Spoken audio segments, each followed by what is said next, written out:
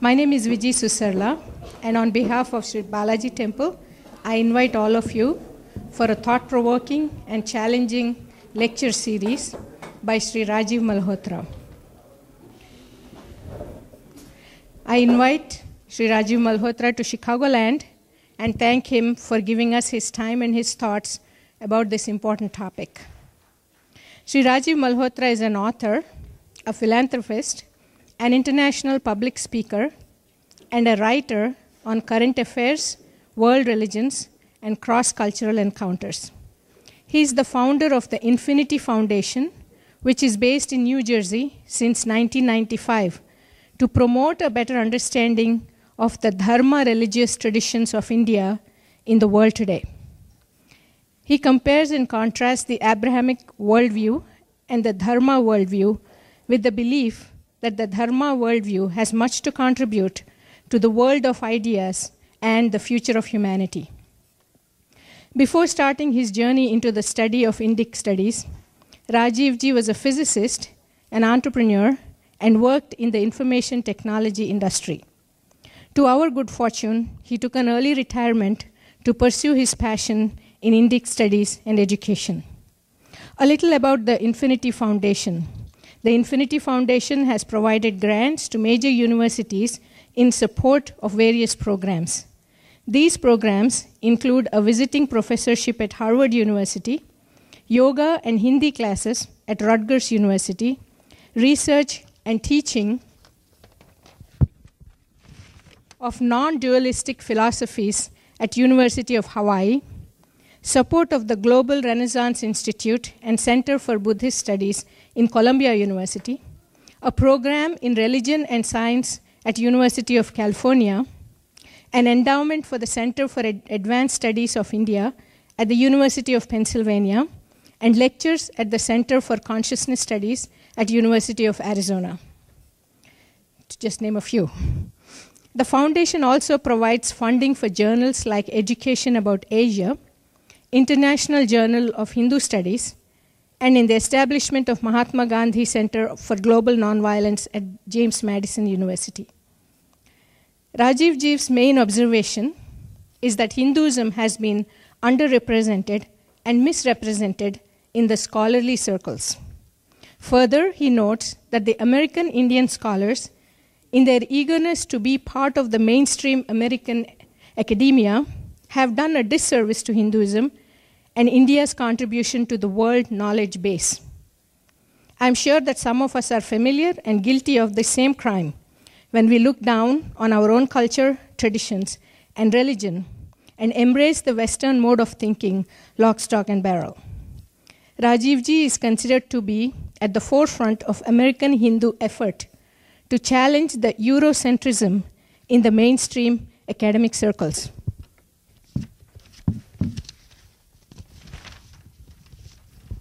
He has written various books and articles, including India and Globalization, The Axis of Neocolonialism, American Exceptionalism, and the Myth of Frontiers and Being Different. Today, he will be talking to us about Sanatana Dharma and Western civilization. Tomorrow at 4:30, he will speak about his book, Being Different. His books are available at the front desk for buying. I'm sure if you get them, you will enjoy them. I now invite Sri Rajiv ji to come on the stage. Thank you for a wonderful introduction. And I'm delighted and honored to be here in this beautiful temple. The American Academy of Religion, which is the premier body of religious studies in the world, has 10,000-15,000 members, has an annual meeting once in different parts of the US, different parts of North America. My book, Being Different, has been selected as the topic of a discussion by a organization within the American Academy of Religion, which is called the Society for Hindu-Christian Studies. It's in November, but the important point is that this is a society which was set up because There are such societies, studying Christian Islam, Islam, Judaism. There's many groups studying Islam within the American Academy of Religion, maybe 10 groups, maybe 30, 40 groups studying Christianity from all kind of history of Christianity, this denomination, that denomination, and really very little on Hinduism, and that too I have criticized very systematically every year. This book has created a provocation in all sides, the one I'll talk about tomorrow. The Christians who are very orthodox have a certain posture towards it, because I'm contrasting the philosophy of Dharma and Christianity. And the Christians who are very liberal, who have adopted a lot of Hindu ideas, Vedantic ideas, non-dualism ideas, spiritualism, consciousness, this kind of yoga. They've upgraded or reformed Christianity with Hinduism. They have a different take on the book because they feel that the contrast is not really there because they are now becoming the same. And so I have two different challenges from two different parts of Christianity. Also, from the Hindu side, there's two opposite views. There is the ultra-orthodox Hindu who sees that I'm, taking a very contemporary perspective on Hinduism, bringing Hinduism into the 21st century, and that bothers some of them. And then there is the other kind of Hinduism who says everything is same, the very postmodern Hinduism and otherworldly Hinduism, and who doesn't see any contrast at all. So the book is situated in the middle of all these. It's trying to make all these conversations because through conversations we can learn from each other. Today, the topic that has been given to me is Sanatana Dharma and the West. What is the relationship? I want to start by describing Indian civilization, which is inseparable from Sanatana Dharma. And Sanatana Dharma is not just spirituality and your relationship with God. It's also your relationship with nature, your relationship with community, your relationship with your body, with your family, society. And we do not have a separation of science and religion, sacred and profane like in the West. The Dharma includes what we call science, includes mathematics, includes astronomy, includes medicine, Ayurveda. So when you talk about this, you're really talking about the whole Sanskriti, the whole civilization. And I've been pursuing a project in my foundation to develop a series of books, very academically written research books on the history of Indian contributions to science and technology. That is to do away with this myth that Dharma is only mystical and ignores material world. We are often told that we need West to intervene and help us in practical things because West is progressive, scientific, technological. They have medicine, they have human rights, they can keep the streets clean, they have public health, all these things. But actually, this is a misnomer because for most of the history of India, the civilization has been also very practical. Until 1750, according to the Cambridge History of Economics, World Economics, India had like 25% of the world GDP, and China had about the same, little bit higher. So Asia had like altogether about 60% of the world GDP, and the West, which included North America plus Europe combined, was less than 20%. After 100 years, which means from 1750 to 1850, India's share declined from 25% to less than 2%, and China's share declined to about 3%. And this entity called West grew from under 20% to over 80% of world share of economics. So the industrialization of Europe overlapped and coincided with the deindustrialization of India. It's very important. And when they write about the industrial revolution, they make it look like the genius of the English people. What they don't tell you is the first two industries in the industrial revolution of England were textiles, which had been a great industry of India, not coincidental, and steel, which was also a great industry of India. Indian textiles had been legendary since ancient times. You see mention in Roman archives, Greek archives. In fact, they're criticizing that the aristocrats are wasting a lot of money of the national treasury buying very sophisticated products from India, including textiles. This is a criticism. The balance of trade is going, because India would only accept gold, since there was nothing made in Europe which India didn't have. So India would supply finished goods. And they were those people like the third world in those days. And they had to pay in gold. And so India amassed a huge gold reserve, not mined in India. The gold mining in India throughout history has been very tiny. Most of the gold reserve in India has been imported, still imported today also. Because in those days, in the export of Indian goods was so prized that the only thing Indians would want in return would be gold. The other very big export of India was steel. There was a kind of steel, very, very tough, from which swords were made, because that sword could break the shield of the opponent. And if you made your shield out of that steel, it was called Wood's steel, W-O-O-T-Z, steel, Wood's steel. It's a certain kind of steel. If you made your armor out of that, it would not get broken. So the side which had wood steel would have an advantage in armor, in weaponry. So Romans and Greek and during the Ottoman Empire, when the Muslims ruled, they were buying these kind of steel from India. Now it's not coincidental that these two major products of India were delicensed. You probably don't know that the British banned the production of iron and steel in India, as made it a criminal enterprise, because they said this could be used to make guns and this would support terrorism and insurrections against the British and all that. That was the reason given. And the British set up a huge industrial complex in England that started the industrial revolution, textiles and steel.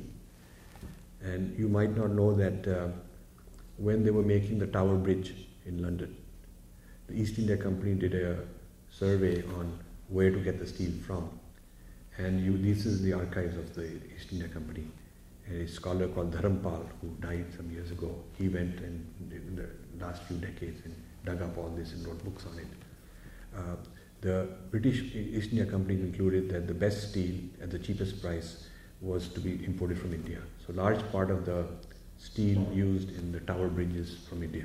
Many people don't know this. So this business that dharma means otherworldly is not correct.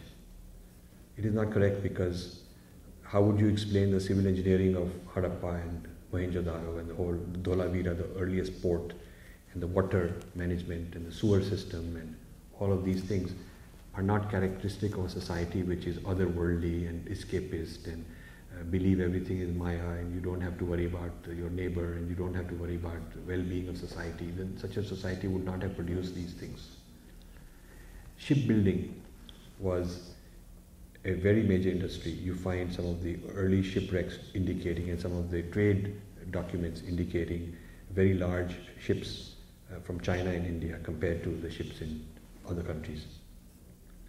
A scholar of history, Portuguese history, who is a professor in University of Massachusetts, Dartmouth, wrote on, he tracked the Portuguese Empire, so he went to various places including Goa, and he wanted to find out what was the economic activity of the Portuguese Empire. And he found out that Goa, he had the Indian government giving permission to go to some places where old documents were stored that nobody had looked at. He looked at only one of many, piles of documents. So we don't even know what else is there. And he found that the documents of trade, which were very accurately maintained, showed that Portuguese were importing huge amounts of plant medicine what is classified as spices was not, ginger and turmeric. You don't build a whole empire on spice rack.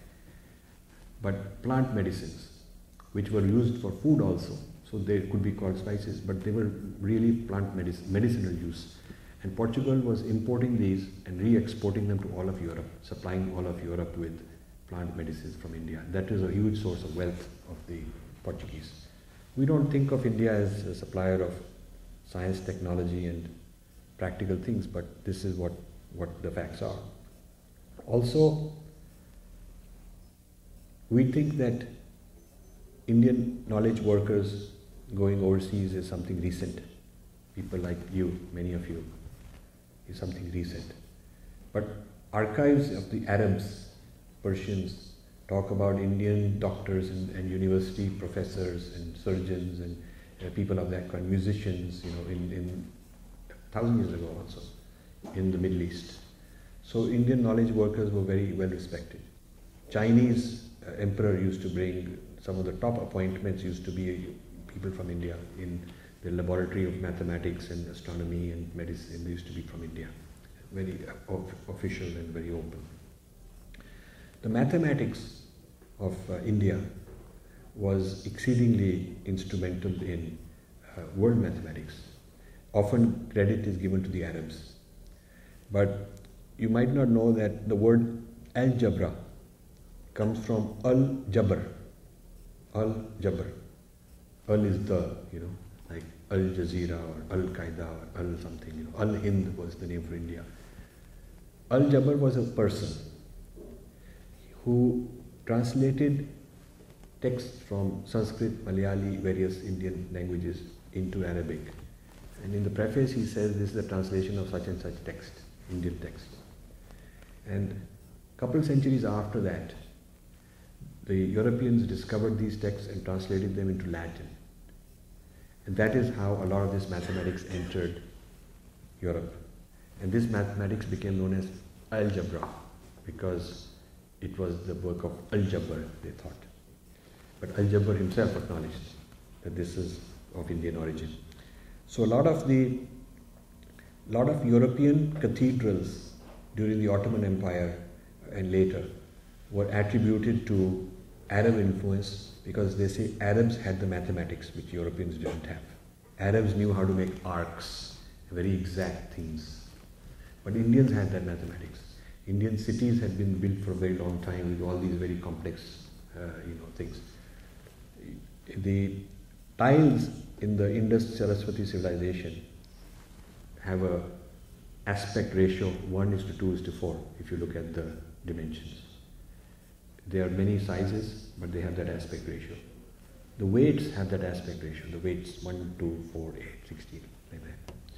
And if you look at the standardization, it's very amazing that a civilization as large as half of Europe, if you look at the overall territory, had such a huge consistency from one place to the other, even over a period of 2,000 years, it's consistency. Now you would think that, the Western mind would think that to have so much consistency in standards, you need a centralized organization. You need an organization which is one factory making all the tiles, or some standard emperor, ruler, authority. But there is no evidence of a central controlling point, headquarters. There's no evidence. It's a very decentralized, many towns, and each town has got 1-bedroom, 2-bedroom flats with bathroom and running water. And there seems to be a very large middle class. In the cities in the Middle East, there would be one big structure made of stone for the emperor, and then people lived in tents, which vanished. So most of the old cities, you don't see a large permanent construction for population. You see only for the emperor to live in grand style, and everybody else would be living in tents. But in the Indus Valley civilization, there is no big fortress like the Red Fort or big Rashtrapati Bhavan or some big palace for the emperor, Buckingham Palace. It's all fairly uniform middle class. So it seems like a decentralized society. and yet very high standard of consistency, which we still don't know how this kind of thing would be possible. India also exported a lot of linguistics, a lot of grammar, a lot of language influences, a lot of the Buddhist tales, Buddhist stories made their way into Europe, and they've been they've been Christianized and Westernized, and their Buddhist origins forgotten. But scholars will tell you, Western scholars who specialize in this will tell you the Indian origins. And linguistics, until Sanskrit was discovered and its closeness to some European languages, especially German, was discovered in the 18th century. Linguistics in Europe was very rudimentary. It was not a very scientific study of language and scientific study of grammar.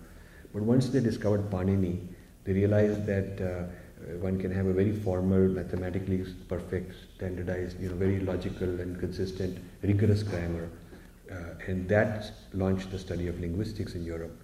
And until 1900, anybody wanting a PhD in any major Western university was required to first study Sanskrit and Panini to get the foundation, and then he could study any other linguistics. But then eventually they took the Paninian thought process and mapped it onto European languages, so now you can bypass Sanskrit. But that's the origin of modern linguistics. It's a pretty amazing story. Some of you our generation did not study something called postmodernism, but if you have kids who are studying humanities and liberal arts, then they'll be studying postmodernism. It's very fashionable. Especially in India, those who are studying English honors and who are studying humanities, they're all into postmodernism. It's a very trendy, it's beyond the modern thought, postmodern thought. What they generally don't tell you is that the person who's considered to be the founder of something called structuralism is a man called Ferdinand Saussure, a French man called Ferdinand Saussure, and he's considered to be the originator of a system of thought called structuralism, and then that was developed into post-structuralism. That became postmodernism, and this happened around 1900. And what you need to know is Ferdinand Saussure was a Sanskrit professor. His PhD was in Panini's grammar. So you can see the origin of these ideas, and the role of Panini was not only in linguistics but also in many kinds of thought in the humanities.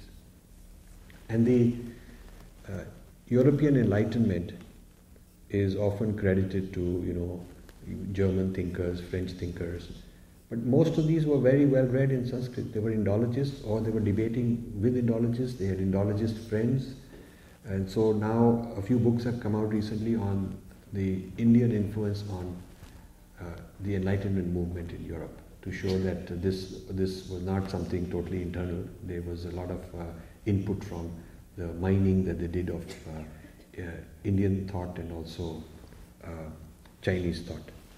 And the influence on Christianity also, huge influence on Christianity from Hinduism and Buddhism, since early days. In fact, one of the books I'm writing is dedicated to how Hinduism and Buddhism have been mined by a series of prominent Christian theologians from the last 150 years. I'm picking 10 very famous theologians and showing how each of them is very well read.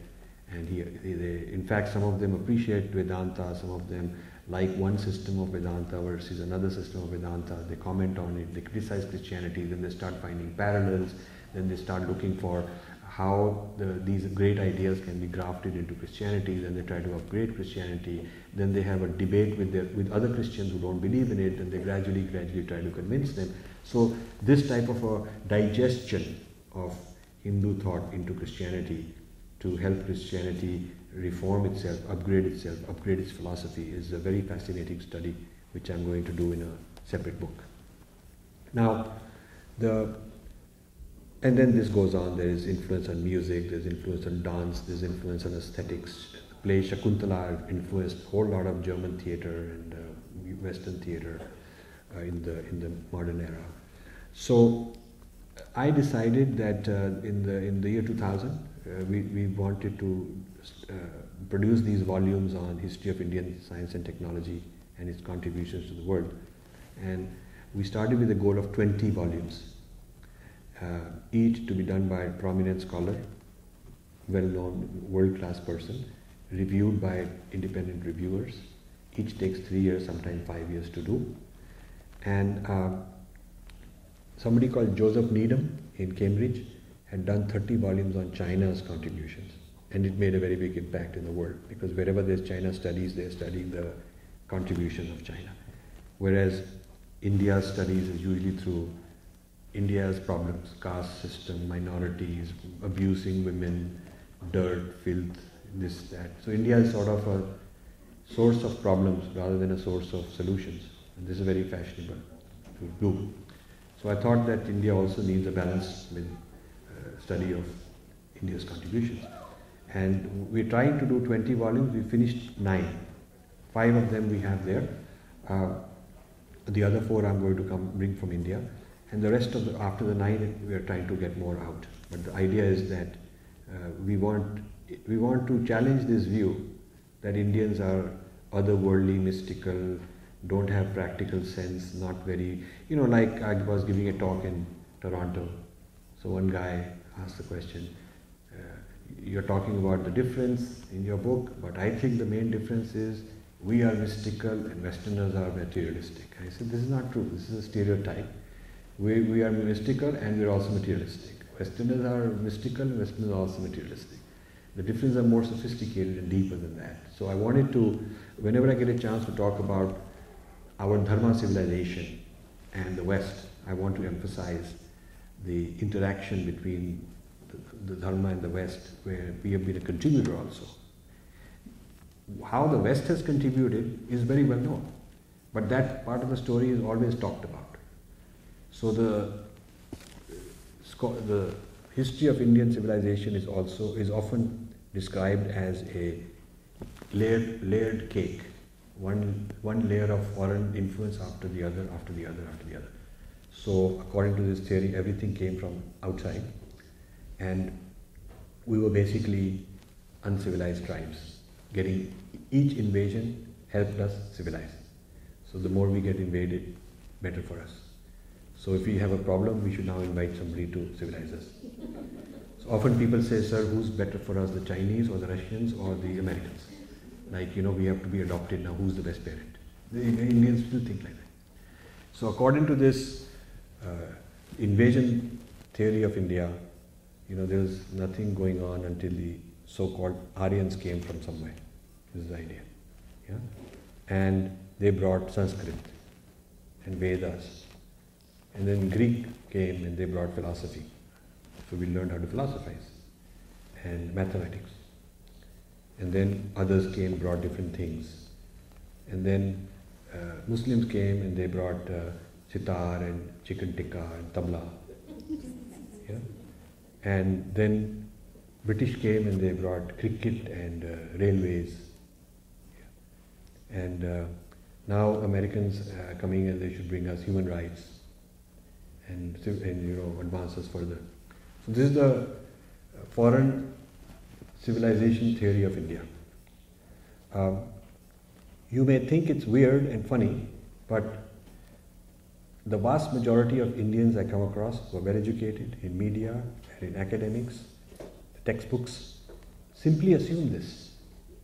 And to give the factual, like I'm telling you I'm doing 20 volumes and I gave you some examples, just presenting this is attacked like you're some chauvinist, you must be some nationalist guy, you must be working with BJP, you must be some saffron.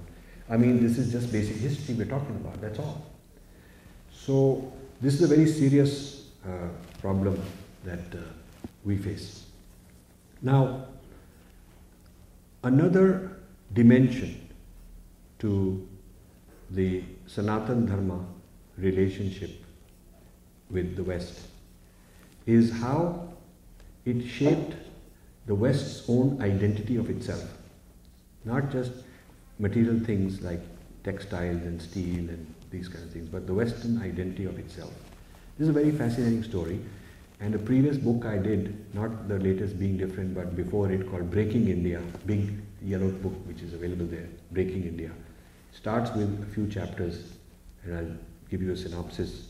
The first few chapters explain that when the proximity of Sanskrit with European languages, especially German, was discovered, it was a huge opportunity for Germans to reimagine and reconstruct their own identity and to rebuild a history, a sense of ancient history for themselves.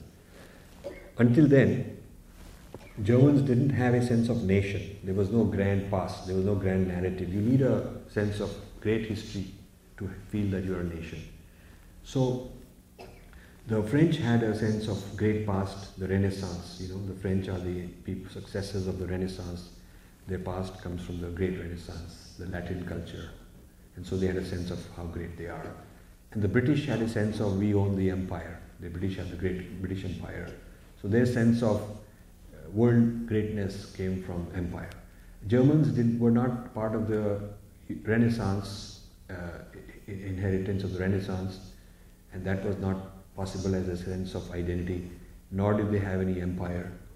So the Germans really had no way to build a nation, because the Europeans constructed nations on a sense of constructed, imagined historical greatness. They had to. And Germans were called barbarians. If you really look up, the barbarians were Germans. And Germans, the textbooks around Europe, including in Germany, talked about how the barbarians were people who destroyed civilization. They just done barbaric things. The Germans had an inferiority complex at that time. And so the discovery of Sanskrit and German link was very big news. And Germans started mining. The first relationship the German thinkers had with Sanskrit was a great romance for Sanskrit, for Vedas, and for India as the land of origin. It's very, very fascinating. In the late 1700s, like Friedrich Schlegel and Herder, these were people who wrote about India is our homeland, India is the mother civilization, India is where we come from. And there were all these theories about, how all of us came from India, and we are closer to, our language is closer because we are the real Indians, they would say. And the other Europeans are degraded, inferior Indians because they're not as close. So India was the gold standard of who's civilized. Very interesting. And this movement was called the Romantic movement. Romance for the past, generally past of India. And French had French romantics also. And the British had a British romantics also. There were three, I'm discussing this in a few chapters in the book Breaking India, but in another volume in the future I'll have a whole book on just that period, the history of Indology. See, then what happens is, some of these people, like Friedrich Schlegel, the early part, he believes that India is the origin of the Germans.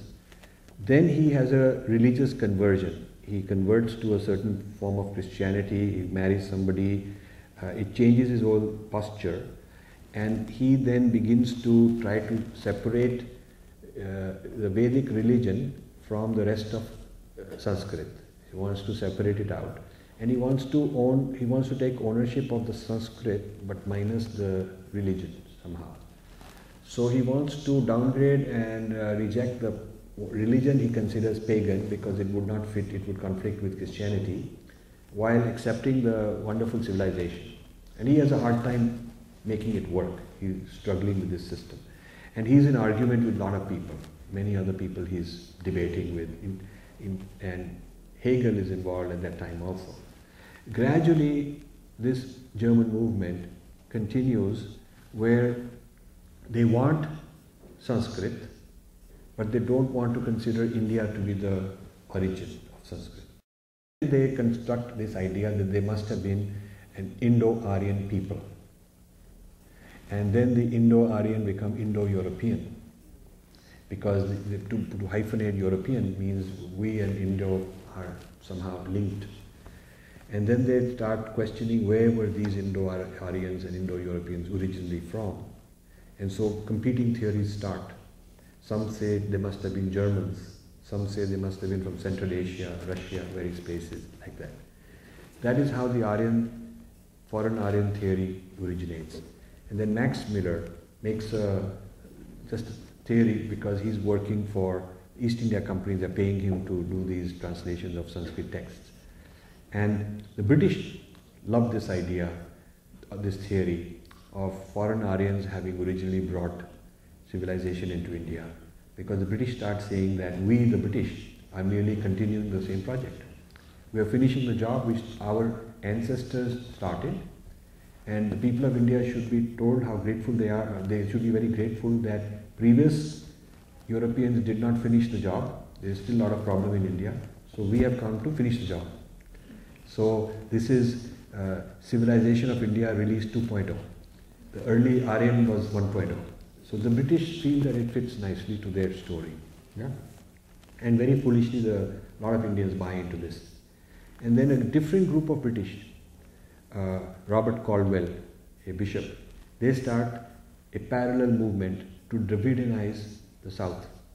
They start creating the Dravidian identity of the South. And the one group of British are creating the Aryan identity of the North. So this divide starts there. There's no pre-1800s idea within India that we are two separate groups. There's none of that. It starts like that. So I explain how the quest for German identity creates this notion, and the quest for British supremacy over India and legitimizing the East India Company reinforces this idea. And then this is exported to Indians, and Indians buy into this. And I explain the whole apparatus of universities and think tanks and census and the media, all of that, which still goes on today. And one of the things that starts in the 1800s is called race science.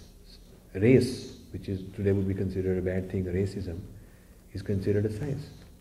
And the reason it's considered a science is because Darwin had come up with this theory of evolution of species, but he did not apply it to human beings. He was applying it to different kind of species, different animals and whatever.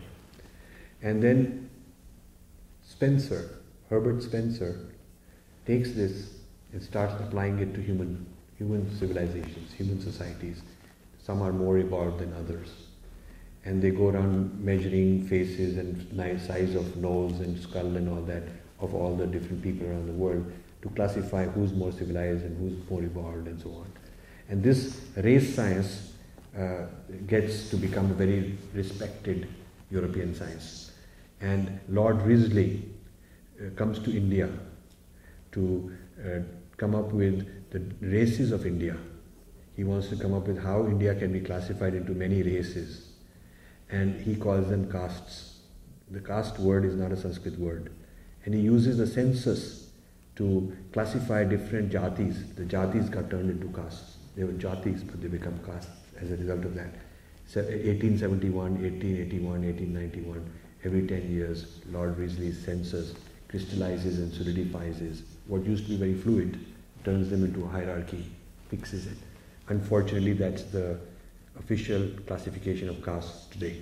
India after independence did not say we reject that and we go back to a jati system or individual hardship system, but solidified permanently. And today that's taking India apart. So the origin of a lot of these things is the colonial Indology.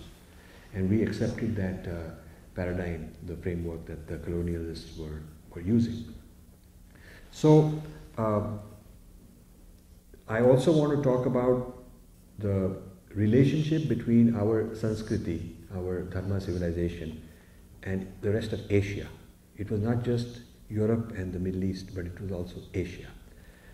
All over China, Japan, Mongolia, Korea, Southeast Asia, a huge impact, not only Buddhism, but along with Buddhism, Hinduism, and medicine, and mathematics, astronomy, agriculture, a whole lot of other things went. A very interesting quote from there's a famous, I forgot his name, but a famous Chinese professor at Harvard in the 1930s or whenever Harvard was doing its 300th anniversary. They were celebrating their 300th anniversary. And they had several days of celebration, and every evening there would be a prominent keynote speaker, famous people. They went on celebrating for a long time. And one of the evenings was devoted to this Chinese guy. He was the Chinese ambassador to the United States also, besides being a historian and a professor. And he makes, in his speech, he says how India civilized China. That was the theme of his speech, how India civilized China without firing a shot, without an army. He was talking about how a whole lot of Chinese civilization came from India. So, about 2000 and some, I don't know the exact year, when we had a governor in New Jersey called McGreevy, he was very pro-India, pro-Hindu. He created a Asian Commission, brought in people who were, different parts of Asia, Chinese, Japanese, Korean, Vietnamese. I was Indian, and to help the government on Asian matters. So various committees were formed, and I was put chair of the Asian Studies program, to create Asian Studies program in school systems. So one of the things I discovered, it took about a year to develop the program. One of the things I discovered was that there was a requirement in the education standards that a certain semester course should be taught on the spread of civilizations in one of the grades, spread of civilizations. But when I looked at the course material, it was all spread of European civilization, Western civilization, how they spread civilization to Native Americans, how they spread civilization to Africans, how they spread civilization through colonization. Everywhere they're spreading civilization. So I said, why don't we, in Asian studies, why don't we talk about the spread of Asian civilization? And I was thinking of all these things that they ought to have. So at first they accepted it because it was politically correct to accept it. There were a lot of Westerners who were in charge of that commission also, and we were all working together. So everybody accepted it. And then when it was time to write down details, they said, well, we like this idea, but we don't know of any examples. Can you tell us which conqueror, which army was invading, where they were invading? We don't know of any. Which Indian conqueror went and invaded? Can you give us facts? The point is, they were thinking that spread of civilization means you conquer somebody. Yeah, it's very interesting. To them, it is myth and without proof, unless you have evidence of invasion, somebody killed, conquered, put their flag, took slaves, so many millions of people killed, then you can say, okay, he was spreading civilization, there is some proof. So I told them that this civilization was spread differently. India was not imposing on others, others were receiving, they were pulling it from India. It was the pull rather than push idea of spread. Push is when I'm right, you're wrong, I'm going to push it on you. Pull is when I think I would like to learn from you. So I said it's like people from the third world go to Harvard today. It's not Harvard with an army spreading its knowledge, but people want to send their bright kids to go and learn, bring it back. So people used to come to Nalanda and Takshashila and places like that. And the state of Bihar, the word Bihar comes from Vihar. Vihar is Institute of Learning. Vihar had about 20 of these world-class universities which brought a lot of people. Nalanda happens to be better known, but there were a lot of these universities. And many of these people would send the brightest to learn, bring things back. The Queen of Cambodia endowed a whole college be built in Nalanda with facilities to accommodate people, so that she could send the brightest to live there, learn, bring it back. And many Indian works were permanently destroyed when Muhammad Khilji's army came and burnt the Nalanda. Libraries were finished. Took them 3-4 months to burn the library. It was so much manuscript. And somebody asked him, why are you burning this? So he says, if a manuscript contradicts the Quran, then it's blasphemy, it should be burnt. If it agrees with the Quran, it's redundant because the Quran already says it. So it should be burnt. Meaning that this is the total knowledge we need, nothing else is necessary. It's probably a threat, and maybe it's bad. So this is how it went on. So if you are trying to look for all the ancient manuscripts of India, you will find most of the surviving manuscripts are in Tibetan translated or Chinese translated, or Mongolian translated, and those students were so loyal, they were not plagiarists, they were not trying to claim that this is their own, like Europeans who have taken things from India try to claim it as their own. Like what you call Pythagoras theorem is actually Bodhania's theorem, okay? And a lot of pre-calculus came from the Kerala school, but attributed to Leibniz and Newton and so on. But the Asians were borrowing very honestly. So you find many Tibetan texts start off by saying that this is the translation of such and such Sanskrit text. You find many Chinese texts like that. So there's a project near Sarnath where they are taking some Tibetan texts and translating them back to Sanskrit to restore the original Sanskrit from which they were derived. And there's a lot of such works in Chinese now, which could be, one could do such things. So if you compile what survived in the original Indian languages, it's a very trivial percent. But we know that more exists because of references, bibliography. They were very good at referring to another person. But that previous person being referred to, we can't find anything. So we know it existed. And so we sometimes find it in another Asian language. So Asia was pretty much with Indian civilization as its mother. Like Greece is considered the mother of European thought, European civilization.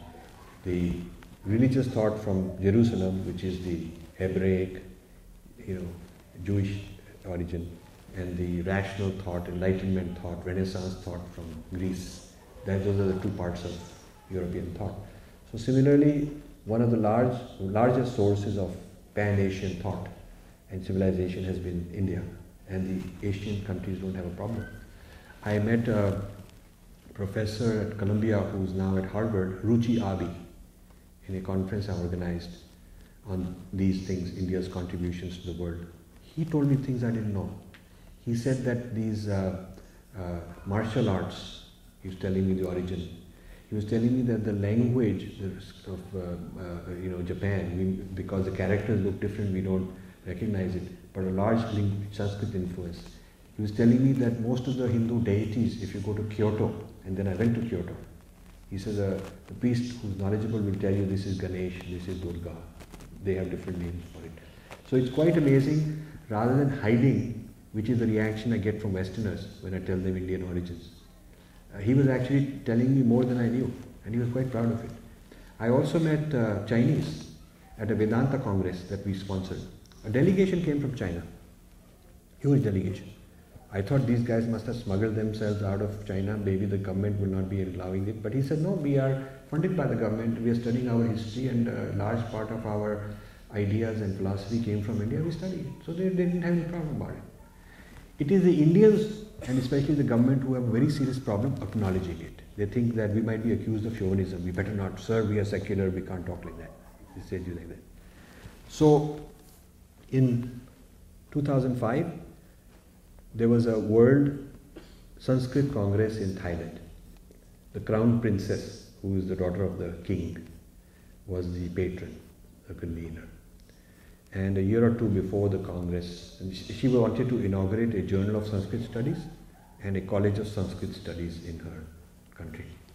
And for that she wanted to hold a world conference. So I got a call from a Delhi University professor, Amarjeev Lochan is his name, very dynamic, young, sort of enterprising fellow. And the Thai people had commissioned him to bring Indian participation. So he went to the Indian government, at that time a BJP government, and tried to convince them that you should also co-sponsor it because it looked good. They think of India as the mother civilization, you should co-sponsor it. They will like it. And the Indian government said, no, we're not interested. The Indian government said no. So this guy was very embarrassed because he had to go back to Thailand and tell them no Indian is interested. They would say, what is totally, because imagine somebody wanting to start a college of French studies. The French government would love it. Or imagine if you're studying Center for Russian Studies, the Russians would fund it. Or if you want to set up a study of China, the Chinese government will fund it. India is the only place where it is embarrassed that somebody wants to respect us. Like we are so ashamed, we can't be respected, must be something wrong. So he came to me and he said, Rajiv, you Infinity Foundation should sponsor it. We'll tell them Indians are sponsoring it. So I said, how I live in US, I have got a tiny foundation.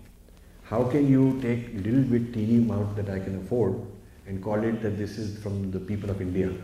How can that be? He says, this is the best we can do. So at least it will save face. So I agreed to a very small financial component. But I said, I can give you a lot of time, a lot of ideas. I can participate in the thinking. I can do that. So we spent a long time and we developed a program and we had a letter agreement between the Thai government and myself in which the Thai princess and myself would be the two conveners of this event. So everything was set, huge program, a lot of international people coming. A month before the program, I get a panicked email and phone call from this gentleman in Delhi saying that there is a change. I said, what has changed? He says the HRD minister wants to replace you as the co-convener. You see, I've done all the hard work. Once they realize it's successful, then they want to come and get the limelight, get the pictures, get the press and look like they're great guys, So I said, nothing doing. You can't throw me out. I mean, I have a letter, I have an agreement.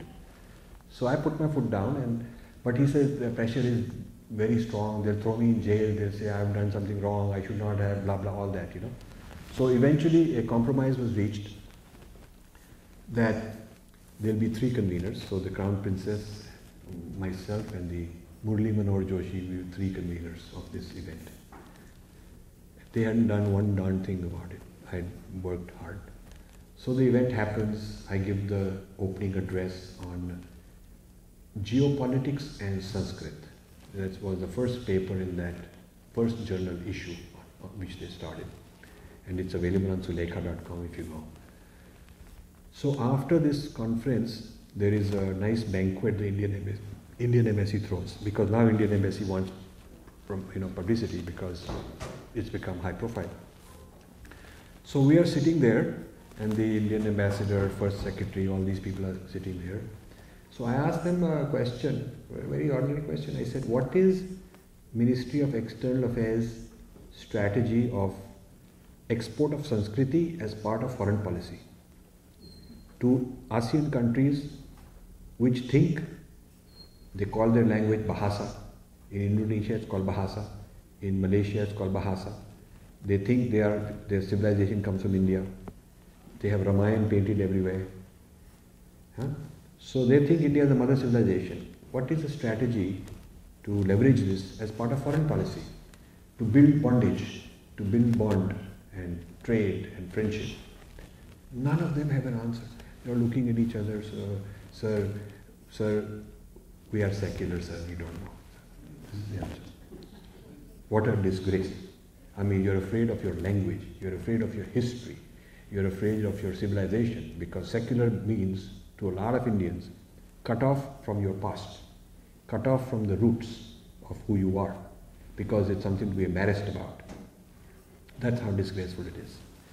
So, I used to have businesses in many of these countries, so I used to go there on a regular basis. And it's also interesting how they've adapted the Indian texts and Indian stories for their own local context. So for instance, if you go to Thailand, you will find that it's a Buddhist country, of course, but still they have Ramayana everywhere. So how have they reconciled? It's very interesting. I don't know if you've ever researched that. But when they have Buddha statue inside a Buddhist temple, outside is Ravan. huge, tall, fiery, tough guy, Ravana. So every time guide would say, this is Ravana, this is Ravana, like that. So I said, why is Ravana standing here? He said, oh, we worship the Ravana. I said, but you just showed me the whole Ramayana, you worship Rama. So where is Ravana? You also explained that Ravana was a bad guy. They have the whole Ramayana corrected. So here is the adaptation. They said, this is the Thai interpretation, how to reconcile Ramayana with Buddhism. After Ravana dies, he repents. He goes to Ishwar. He goes to Vishnu.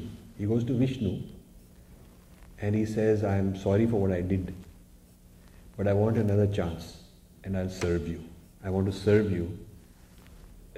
So he is given another birth to protect the Buddha. So Vishnu is born as Buddha, the next incarnation, and Ravana is born as a tough guy who is his bodyguard. So this is Ravana 2.0, and he's protecting Buddha. So without having to deny their heritage, their past, they've beautifully integrated it into that, okay, you guys in India know Ramayana, but we also know 2.0 because there's reincarnation, so all these guys get born again, so we know the next story also. So this is very interesting.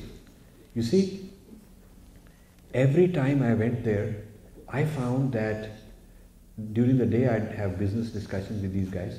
Now in Indonesia, Muslims, but deep down they have great respect for Indian civilization. They have their Hindu name, their name like Sita, Radha, these kind of streets are named like that, banks are named like that. They have a monkey forest. It's sacred monkeys. Tourists will take you there, you buy peanuts and you feed those monkeys. A lot of monkeys in the forest. So you ask them, why are they sacred? Who are these monkeys? They said, this is Hanuman's army. So you say, how did Hanuman's army end up here? So they say that when he was being in the mountain, he took a long tour, and one part of the mountain fell in the ocean, became the island. That is our island, is Hanuman, Himalayan fell down. I mean, Hanuman didn't have a GPS or something. So these are monkeys from Hanuman's descendants. So they are feeling like that. In Thailand, there's a town called Ayodhya. So you see, their sacred geography, their sense of history, their names, their language, their lifestyle is so inseparable from Mother India, more respectful than most Indians are respecting their heritage. I went to Angkor Wat. What a great place it is, So it is quite interesting that while Indians have disowned in the name of modernity and in the name of progress, they've disowned who we are. This idea is preserved. A lot of things about Indian civilization, you can get more authentic versions when you go elsewhere. You go around the old Hindu temples, there's about 2,000 Hindu temples in Cambodia, most of them sitting in ruins. You really go spend a day each and look at all the carvings and what is being written and what does this mean, that mean. You will get a phenomenal new insight and new ideas about our history, which has been destroyed in India, but still preserved in those countries because they did not get invaded and destroyed in the same way, you see. So I feel that when you're talking about Sanatan Dharma and the West, some of the relationships are direct with the West. Some are indirect through the Arabs. Some are through Asia. And when the East Asian countries, since they're advancing and rising, it's very important for India to reconnect with that, And unfortunately, that is being lost. 10 years ago, I did a survey. I found that in China, because in China they do everything they systematically analyze, and when they decide to target, they really go after it. So they looked at yoga for health, yoga, meditation, all this stuff for health, and they did their own clinical studies, and they figured out that it's a very useful thing. So one Chinese guy in one of these conferences about our tradition, our civilization, Chinese guy, was just sitting over dinner telling me these things. And he said Chinese government has targeted that we need 500,000 yoga teachers in China. 500,000. He just made a casual remark. So I went and talked to all these big Hindu gurus saying, you should supply. There's an export market. You can supply IITs to supply technocrat. You can create 50 yoga kind of IITs and supply 500,000 teachers. You'll be a huge economy. They all laughed at me. Or they said, I've got 5 guys there. Small thinking, small thinking. In a more recent conference on yoga, where I met Chinese people also, they've started building up their capacity. Guess who is supplying yoga teachers? Americans. Yeah. It's a whole lot of Christian yoga, Americanized yoga, white guys who become the gurus here, started huge franchise in China. So a made in India product is being remade, recharacterized as made in USA being sold there. Yeah, that's what it is. So culture and civilization, when you lose it, you lose a sense of who you are. You may lose your unity, you may lose a sense of your sovereignty. It's also an economic disempowerment. You are losing your clout and your soft power in the world, especially in those countries which respect these ideas, and you're not even willing to be a supplier. Kind of very strange. So I will not take more time because I want more Q&A, but I'll just make a few more points and then we'll have questions. The modern, recent decades relationship between Sanatana Dharma and the West is again complex, like before. There is a lot of appropriation of yoga, meditation, vegetarianism, animal rights, ecofeminism, many ideas, Gandhian ideas of localization of food, buy local, which has become very popular in this country, decentralization, this old dharmic idea of decentralized governance, these kind of things, small scale, becoming popular here as a lifestyle, and conservation, live frugally, live simple, this sort of a thing. But in parallel, there are some other trends that are disturbing that I want to talk about. One is a trend, I coined the term Hindu-phobia in the American Academy. And I've written the book Invading the Sacred. And ironically, the chief characters are based in Chicago. It's not the Chicago mob. It's a different kind of mob. And I've had a more than a decade-long combat with these people in the University of Chicago. And if you mention my name, they'll say, oh my God, you know Rajiv Malhotra, oh my God. So, but I've had this argument because I found that a whole lot of abuse of our deities, our gurus, our symbols, Ganesh, goddess, Ramakrishna, he was called a homosexual, Vivekananda is called a homosexual by these people. I mean, not only these people are marginal characters, they're mainstream scholars with who get a lot of awards. And their books are read everywhere, and they're big shot professors and chairmen and all that in various departments. May I finish, please? You can ask the question later. Yeah. I know that you know. I said, may I finish first? I know that you know, but it will disrupt my talk. Everything I'm saying you could, I'm sure, jump in, but that is what Q&A is for, so we will talk about it. In Q&A you can say anything you want, but I don't want to lose my continuity, please. Yeah? So this Hindu-phobia is a term that describes not a few casual, trivial people here and there, but a very systematic study applying certain Western criteria and standards to make Hinduism look weird in such a way that children would be embarrassed to study. They would rather be disowning such a culture, which is why many of our kids disown it, because it's what is studied about it is not the kind of things I'm pointing out, but what is bad about it. That's how it's studied. This is Hindu-phobia. I spent 15 years and I moved on because I have so many things to do. Beyond Hindu-phobia, I wrote a book last year called Breaking India, which talks about Western systematic interventions in India to divide up India, Dravidianization of India, Dalit movement, minorities being studied and how they are being oppressed, give a reason to intervene through human rights law, like that. Not that we don't have these problems, but so does the United States. So does China, but they don't intervene in China.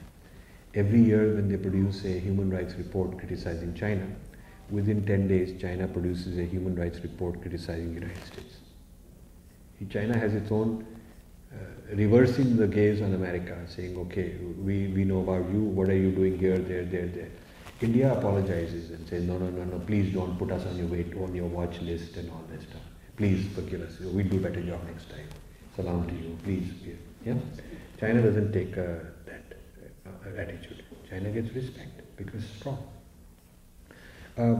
The Breaking India is on how missionaries are creating a sense of breaking the Indian identity into several identities that are fighting each other, and the human rights activism from the United States, backed by the government, backed by various secular organizations, academic, media type think tank organizations, how they are supporting it.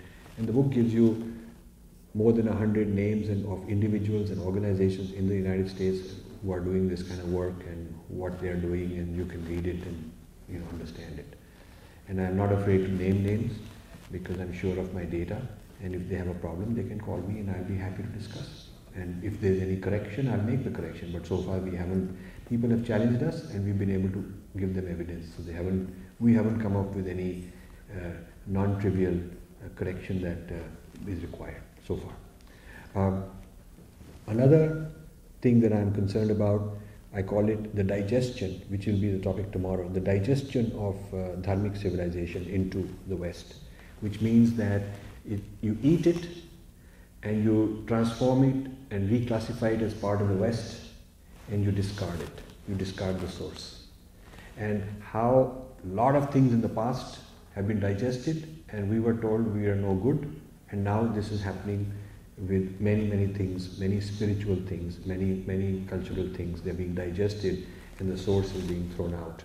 So a digested civilization lives in museums, like pagans, like Native Americans, like Egyptian civilization. Tibetan civilization might get digested into China and it will live in a museum. People will be saying, tourist guides will be saying, this is a museum of how the Tibetans used to live, but they no longer survive and all that stuff. So we are being digested. I show this in this book, Being Different, because being different is an antidote to being digested, and I will explain this tomorrow. So what I would like at this point is to stop my discussion and listen to your comments, but I'd like some questions, and then that way we can continue our conversation. Thank you very much.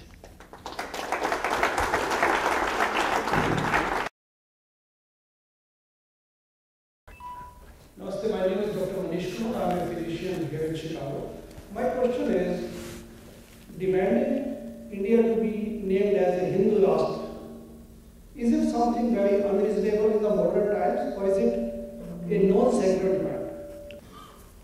So, in this book, Being Different, I would like you to read a chapter on secularism and dharma. Secularism and dharma. Okay. So I'll just give you a synopsis. Secularism is a Western concept to solve a Western problem. Those of you who have a sense of medicine know that you need to solve the disease, but you can't put that solution where there is a different disease. You can't apply one solution for a disease to another disease. The problem in Western religion was the exclusivity claim. Exclusivity means only I am right, others are wrong. That is built into the religion. Not only the religious claim of the church that it is the only bona fide religion, others are not valid, but also science, if it questions, has to be killed or persecuted, because even science cannot have its own independent inquiry. So this was the state of European culture, European intellectual life for a long time, and a reformation to bring about to limit the powers of the church, because the church was asserting official power. It had fatwa powers. The bishops could pronounce edicts, had police authority, could arrest people, could kill people, and they did that in millions for a long period of time. So secularism was to curtail excessive authority and official state authority and state power that the church had, not only over people who dissented, who belonged to some other religion, but also people who were, scientists. In India, the Dharma never had a posture against scientific inquiry. The Dharma never had, the Raja never had the authority to impose his Dharma on others. Manu is very clear that Raja practices Dharma and he has to allow others to practice their Dharma. In fact, not only is theoretically the case, but also in practice. When the early Christians came to, the Syrian Christians came, even the Raja gave them land. When the Zoroastrians came, they were given land to live like they are. And Hinduism is not necessarily one religion like in the Western sense. It's got a lot of claims, and there are people who believe in different philosophy. There are people who are atheists. They're also okay. You don't have to. You can be Gnostic and be that. So the built-in pluralism within the Dharma has made it is different than the built-in exclusivity in the Abrahamic religions.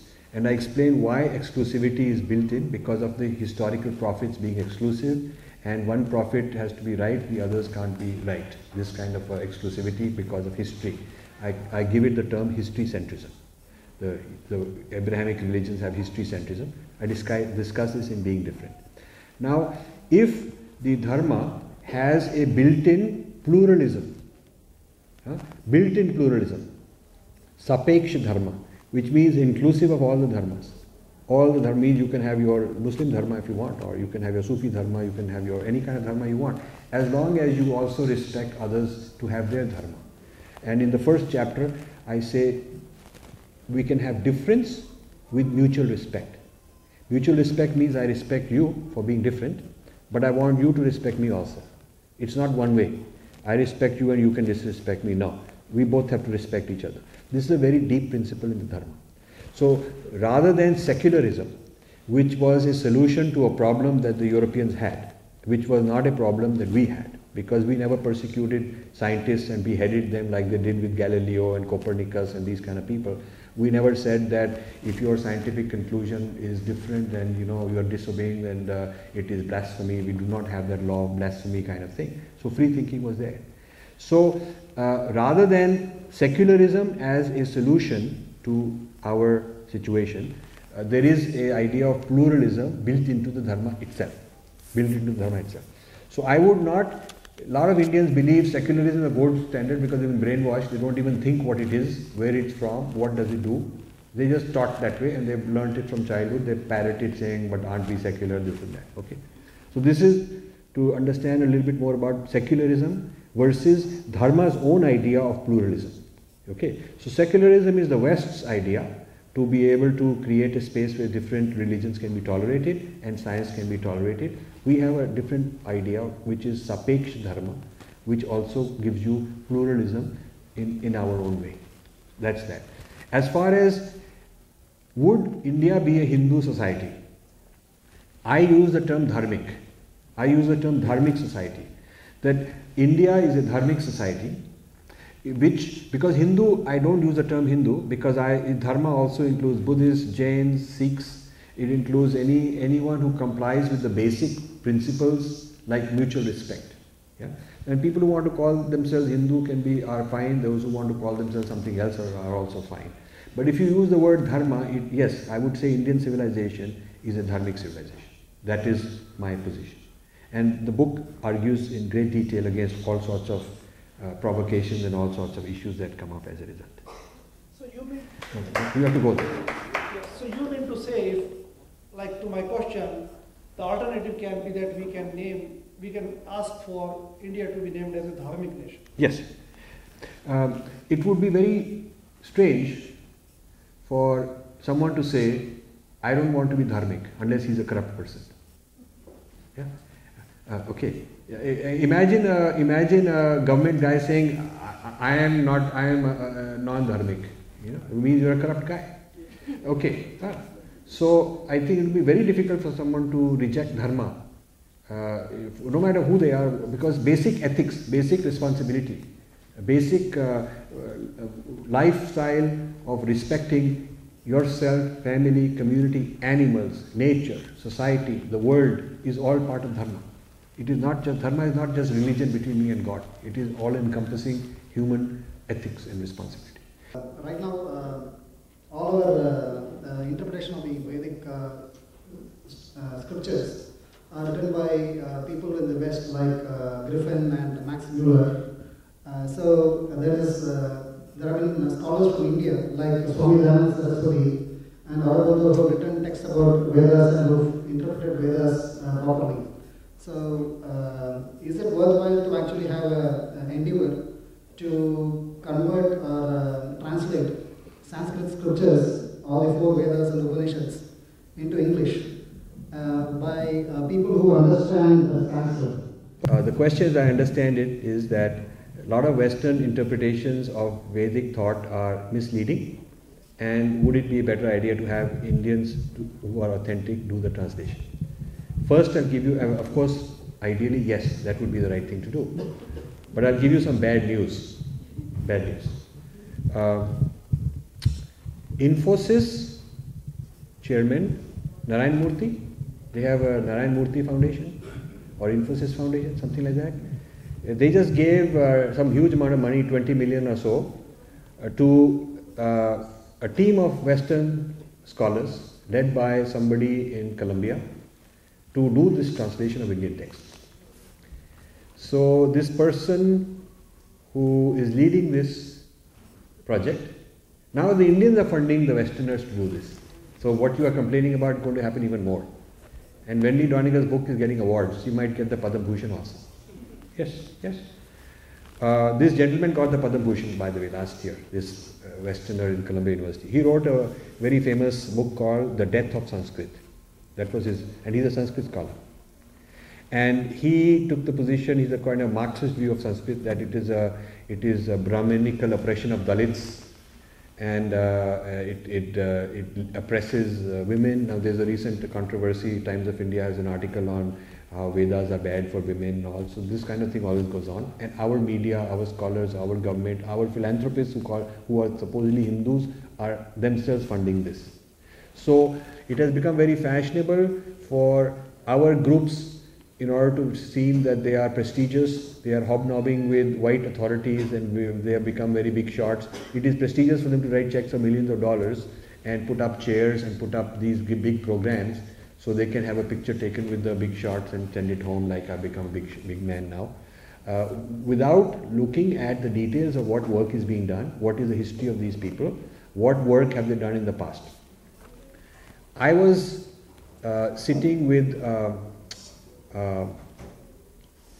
Rupa Publishers, which is a very traditional Hindu kind of publishing group in Delhi, Rupa Publishers, because I am very close to the owner, R.K. Mehra, Rajendra Mehra. And he was saying that we have just received an offer to do an Indian edition of this series of translations that Americans have done, small books translating different in Puranas, Itihas and different texts. And what do you think? So I picked one book. I said, this starts with the assumption of Aryan theory. Is that your worldview? It starts with that assumption. Actually, that book was written by the same guy who's now leading this Infosys Foundation's translation project. Yeah? This happened 5-6 years ago. I told this to Rajendra Mehra. I said, you know, their starting assumption is wrong for us. So he said, thank you for telling me, I'll write them a letter, we will reject it. He rejected it. Okay? I was very happy for him. Now he's retired, his son has taken over. Son has brought in another chief, one of these very secularist, westernized guys, you know, to be the head of his publishing division. And they just announced very proudly, we will be doing the next book of Wendy Doniger. So what I'm trying to tell you is, you can criticize the Westerners. Our own publishers are being taken over. Our own philanthropists are willing to fund them because it's good for business. If you fund the establishment and don't worry about what they are writing about your culture and because you don't care, that will get you into the top high table. Maybe you'll make networking contacts, maybe good for your business, maybe you'll become a big shot. They'll appoint you in some trustee of some big university or something like that for your prestige. So our people are really craving for legitimacy in the white man's world. And this inferiority complex runs very deep in our people. So you can criticize the others, but you must also see how our own people are selling out. Siddhesh Shevde from Neparvit. Rajivji, one question. You talk about the media, the academics who are against the thought process which you started.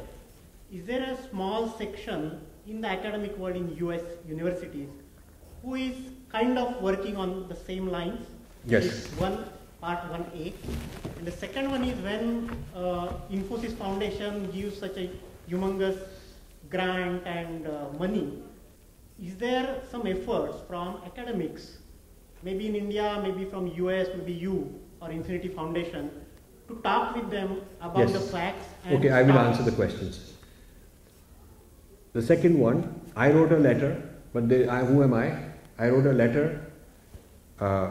You see, our own supporters and so-called activists are more into noise making. They're not really working hard. 100 people write shouting and post it here, there, but that doesn't do a darn thing. And then somebody will say, I know them, I will have a meeting with them, but they're not able to work hard and systematically and with dignity. You can't go to some very successful guy and start shouting at him. It will throw you out, So this requires thinking, persistence. For 20 years I've been raising, this is just one example, but I've raised maybe 50, 100 such issues where our people are starting something wrong. But it doesn't go anywhere in a systematic way. And sitting here I can do only so much. But I've written a lot about these issues. I've written a lot. So it's not that I haven't written. There are some success stories like when Dhirubhai Ambani was alive, he had funded something called Observer Research Foundation in Delhi. And there was one Mishra, R.K. Mishra, Rishi K. Mishra, who's passed away now. He had cancer, he passed away unfortunately. And his wife Renuka ji. They were approached, Dhirubhai was approached by Harvard to give some $50 million to some India studies or whatever. And they had heard that through searching that I have some problems with these people. So they had the intelligence to contact me and say, we don't know you, you don't know us, here's who we are, we'd like some fact finding. I give them credit for fact finding. Most of these people are too arrogant to even have to ask somebody. They're so much into how great we are, they don't even bother asking. But R.K. Mishra called me for fact finding to hear my side of the story before deciding. Very intelligent thing to do. So I said, you please come, stay in my house. They stayed in my house for a weekend. And I gave them 2 days of presentations. I have a copy of my entire PowerPoint. I brought in a team of scholars and we analyzed systematically the research work being done in certain places, what is biased, how they study India, how they study China, what is the comparison, how they study Islam, how they study Hinduism, what is the comparison, what are the issues they study, what are the issues they ignore. I did actual systematic comparison. He was so impressed, he said, I will tell Ambani not to give them even 1 rupee. And they wrote a letter and they refused it, anything. This was during Dhirubhai Ambani's time. So we had some success also. But then, he died, Dhirubhai died, now the new guys got their own politics and their own business interests. So I don't know. So I can only do when I'm asked. I can only do when I'm asked. And when I'm asked, I have no problem giving a very honest opinion. I don't worry about what they'll think of me. I'm not looking for anything from them. So I can be very honest and state the facts. And I can say it in front of everybody the same thing. I'll say it behind their back. I'll say it in front of them exactly the same thing because I'm pretty clear about my facts. Our people need to themselves have an interest in their civilization.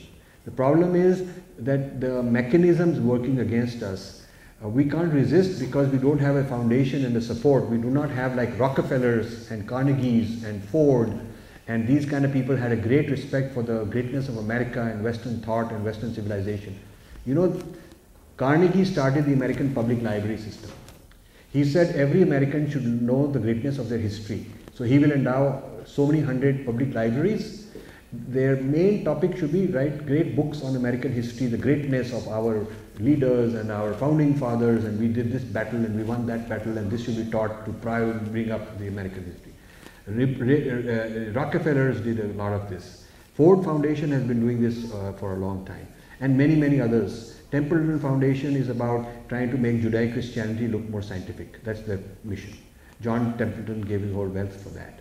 Pew Trust, the largest private trust, the people who started the Standard Oil Company, the big oil guy. Pew Trust, very clearly in their homepage, it says it's to bring Protestant values into public life. This is what it is. So the equivalent of that for our civilization has not been done. Because now that we have the money for the first time, we're using it to buy Formula One and buy some racehorse and go buy some island somewhere and look very, we're doing these things. The billionaires are not investing in our Sanskriti, in the roots which gave them the fruits that they're enjoying. So they are harvesting the fruits but not reinvesting and nurturing the roots where they came from. And that is a disgrace, and that is the problem we have. The first part is, are there some universities and professors? Yes, okay. I have worked with a lot of them. There's a different spectrum of positions that a scholar can take, from, let's say, very negative to pretending to be neutral but actually negative, calling it truth or calling it I don't know, this is the best I know, all the way to I will not fight on your behalf, but I will not fight against you either, which means status quo will remain. He is not going to help me, but he is not going to fight me either. To another more positive than that is somebody who will positively agree with me, but only privately. He'll say, Rajiv, you're doing very well, but don't name me. Don't mention me. Yeah? But you're doing well. I am behind you. But when he comes in front of people, he'll not even shake my hands, because he thinks I'm some kind of I have some taboo. Yeah? Very few are at the further end who will very openly, publicly stand up and take on a stand which may be controversial against their own peers, because this is a very club-oriented profession. They close ranks like a cartel. And if you are blacklisted and you are in the profession, I am not. I don't care, because I'm not looking for a job, and I don't care what they think, because I can be truthful. I retired in order to be able to be a free man and free thinker, and I don't want to be captive of anybody just because they may not agree with me. But somebody who's got his profession, his whole salary, his whole career comes from that, it's very difficult for them to break ranks. So very few people are willing to do that. Very, very few. And those few tend to be marginal players, not mainstream players. They are not some big shot in a chairman of University of Chicago or dean or things of that sort. They tend to be small time here and there, small college, so on. So yes, there are people across the whole spectrum, and my job has been to sort of call everybody like they are. The effect of what I have done is that the ones who are extremely Hindu-phobic have toned down. Fewer students are going to get PhDs from Wendy Doniger. She produced more PhDs on Hinduism and put them in jobs everywhere in the country, like Romila Thapar did for history. She did for Hinduism, because they don't have Hinduism PhD in India, so they're supplying Hinduism PhDs from USA mainly. She produced more PhDs on Hinduism than any other person in the world.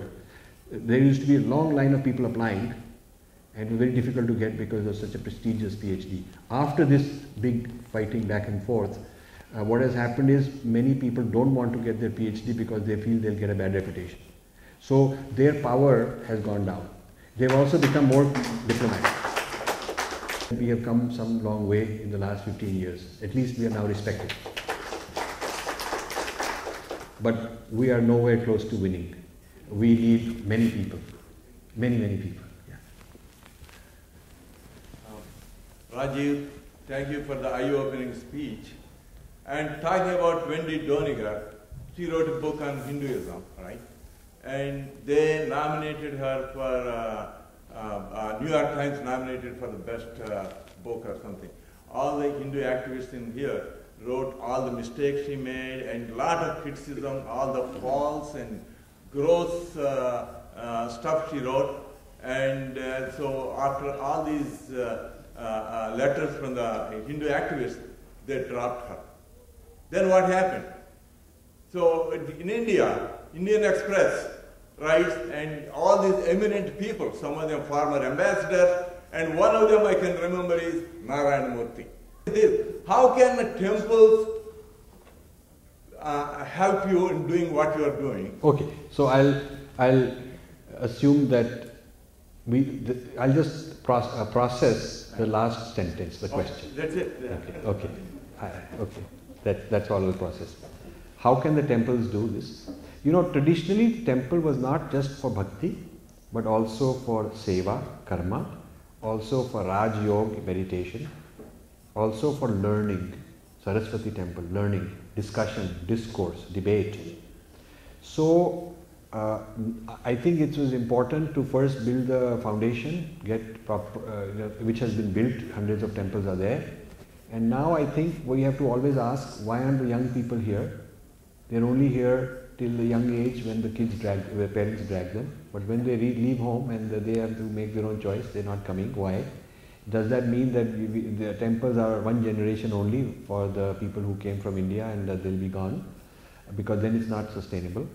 I feel that the component of learning, the component of understanding the world through Hindu eyes, the component of being able to answer back about our history, about what it means, what are the frequently asked questions, how to answer them, what are the frequent misunderstandings, how to answer them, how to speak properly and proudly as a Hindu on contemporary issues, training all this, workshops for this, and making Hindus more aware about current issues is very important part of what a mandir should do.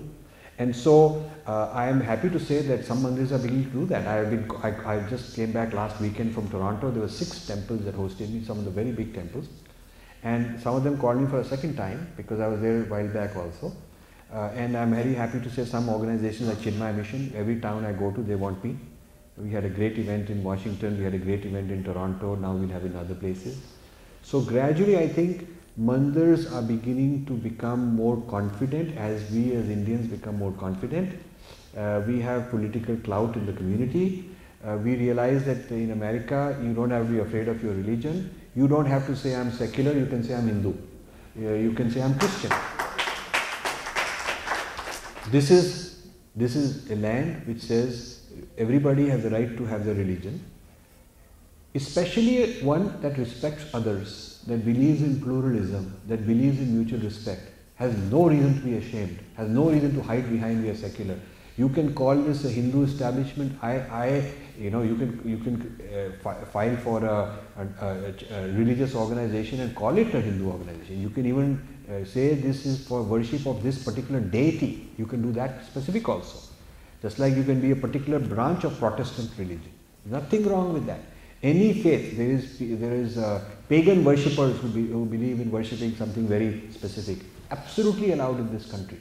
You have no reason to feel that you are less American because you are Hindu.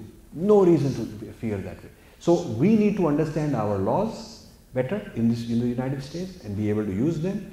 We need to have more confidence, and it's up to the temples as leaders of our civilization and our society in this country to organize, for intellectual leaders, not just a 1 hour, 2 hour talk, but like a workshop, a real indoctrination workshop. I'm happy to come and give you long PowerPoints on very detailed issues. This is our position, when we have more time. And then train teachers who can then teach it further. I'm happy to do that.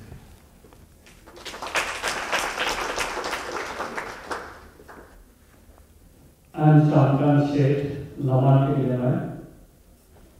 Rajiv, thank you very much for writing and your great contribution for Hindu cause.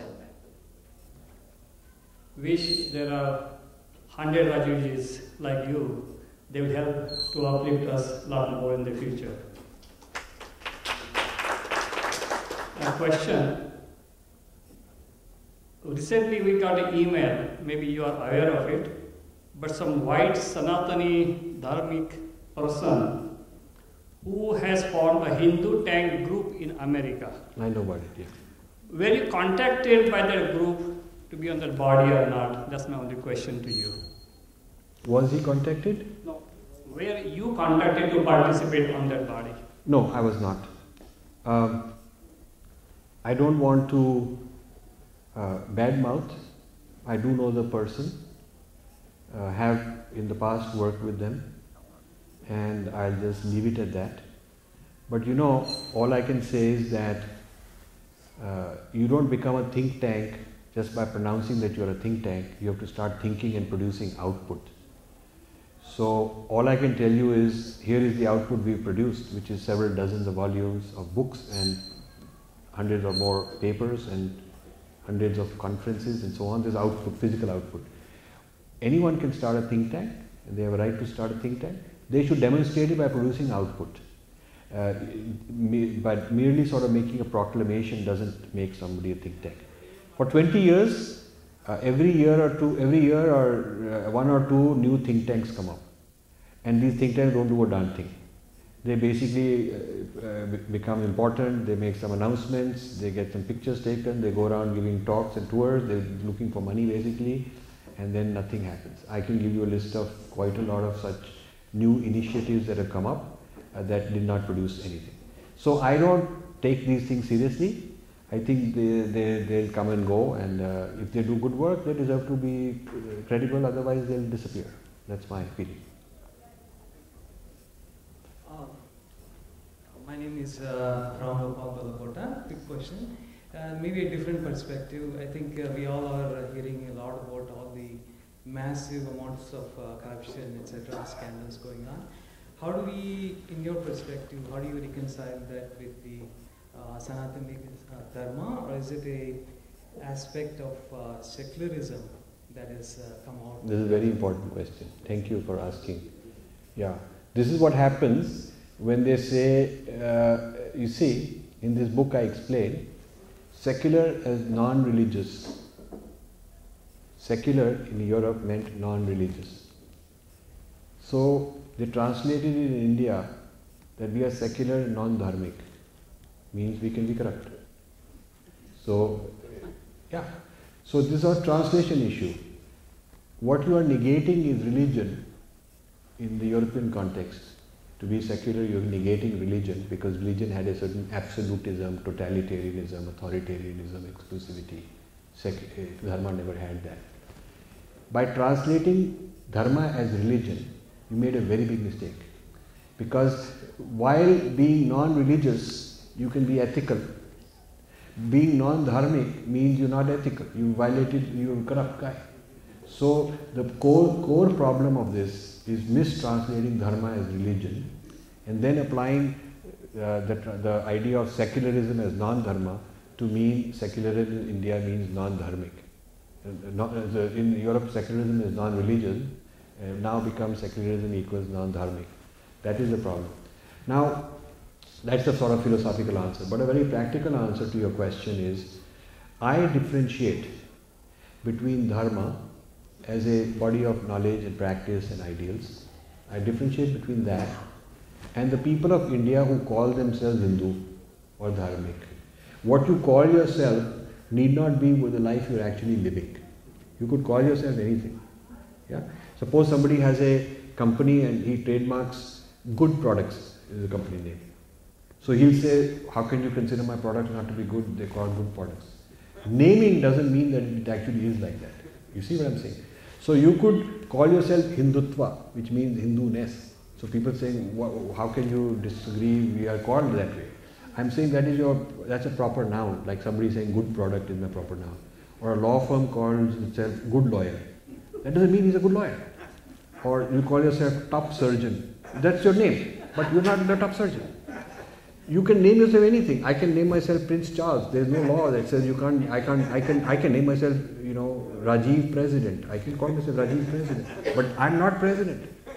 So how you name yourself is not the issue. So people who call themselves dharmic as a name, as an identifier, or Hindu, may or may not be complying with what that standard means.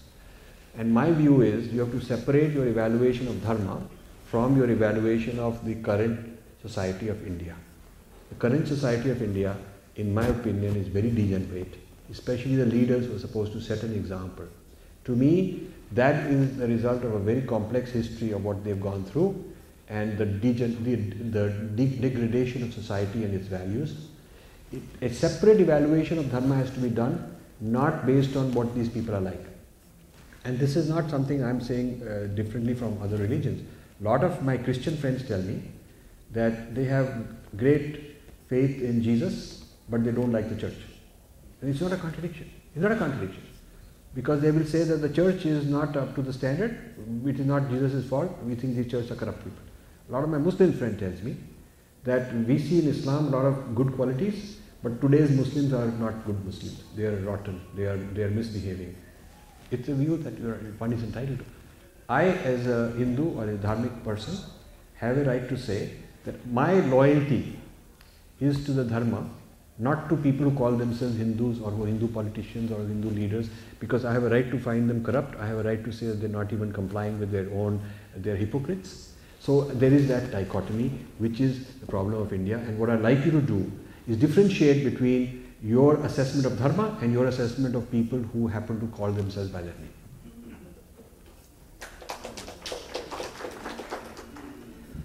I think we'll take one more question, but before that, on behalf of Sri Venkateswara Swami Balaji Temple, I would like to thank Sri Rajiv Malhotra for a very interesting, stimulating, and very thought-provoking lecture. Won't you all agree? Yes. And I assure him that Sri Venkateswara Swami Temple will do everything in its power and capacity to help the youngsters understand and practice our religion with pride and for a long time to come. No matter what they say about Hinduism, I'm sure you all have seen the Scripps National Spelling Bee a couple of days ago. Yes. 1, 2, 3, all Indian kids, 12 to 14 years of age. The Hinduism is incorporated into our brain. So it's not anywhere. First generation, second generation, third generation. In America, no matter where they are, they're going to shine. And with stalwarts like you promoting and propagating the greatness of our Hindu religion, I think we're all in good hands. And thank you all very much for supporting this wonderful program. Would you mind taking one more question? One more question. One more question for today, and we'll postpone everything else for tomorrow. Thank you all very much. And Vishwanathan Anand also. Yeah. My name is Sridhar Damle from Chicago. My question that while listening to your informative and educational talk, there's some kind of that, sometimes you talk about Sanatan Dharma, sometimes you say Hindu means, along with Hindu there are Buddhists and Jain, and then you come down proudly to be a Hindu. That is my little bit, lead to the confusion. Can you make some clarification? Hindu and Hinduness and Hindutva. Hindutva means Hinduness. That incorporated the knowledge with the clarity of thought. And what is the bad should be removed. So in the book Being Different, and I saw you have a copy of it. I saw you have a copy of the book Being Different. Yes, sir. In the very beginning, I have a little overview of categories. What I mean by Indian, Western, Dharma, Abrahamic. Because these categories, the problem is also on the Abrahamic side. When you say Christian, you can have a full day seminar where a Christian will say, my Christianity doesn't agree with this, his Christianity is different from my Christianity. It's not only a problem on our side that there's a lot of diversity internally. You will find that in every major religion, there's complex history and many people have different ideas what it means. Okay. So I have two challenges.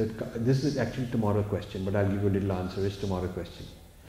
The cover of this book is Samudra Manthan, which means opposing forces, tension to produce things.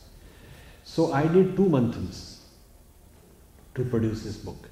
Internal within the Dharma, to answer that question.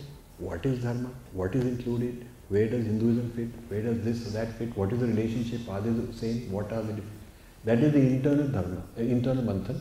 And the external Manthan is with the Abrahamic traditions and with Western secularism and postmodern thought, external Manthan. Now, if I define Dharma too narrowly is a problem, and if I define too broadly is a problem. If it's too narrow a definition, then in the internal Dharma, the unity breaks down. Because if I define it as Advaita Vedanta, which a lot of people say, then you got a problem with Buddhists, you got a problem with ISKCON, you got a problem with a lot of people. You will get Ramakrishna mission on your side, Chinmaya mission on your side, but a lot of people won't.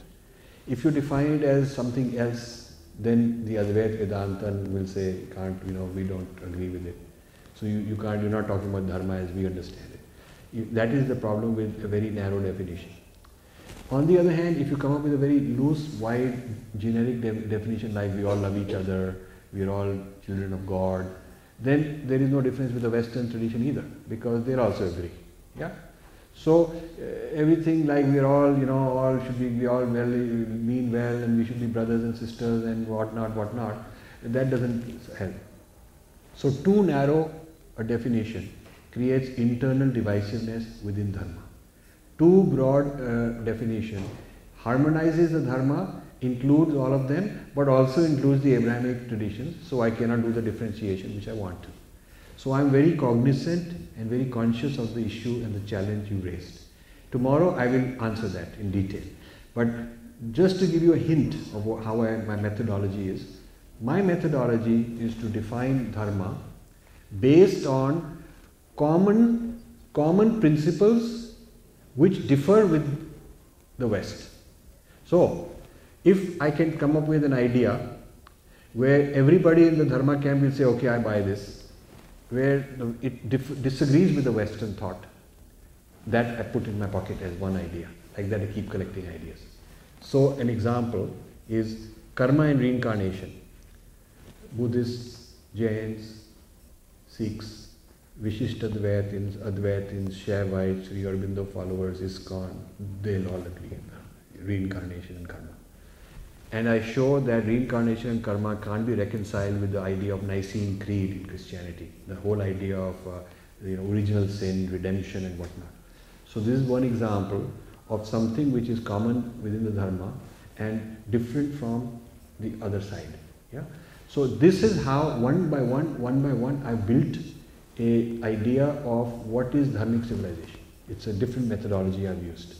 And so once I built it, I'm showing how this can be a foundation on which you can have many ideas sit on top. It's like you have an operating system and you have apps. You have a platform, you have a Droid as a platform and you can put many apps on it. So all these different religious identities and different movements and different denominations are like apps. But there's a common set of principles which I'm describing in this book. So I don't have an argument with somebody who says my identity is Hindu or Hindutva or Buddhist or Sanatana Dharma or I'm only ISKCON, because I'm trying to find what are the philosophical principles that they can accept. And then I don't want to in this book get into an argument, because I think that's a no-win situation. Thank you very much for listening, and I hope to see you tomorrow.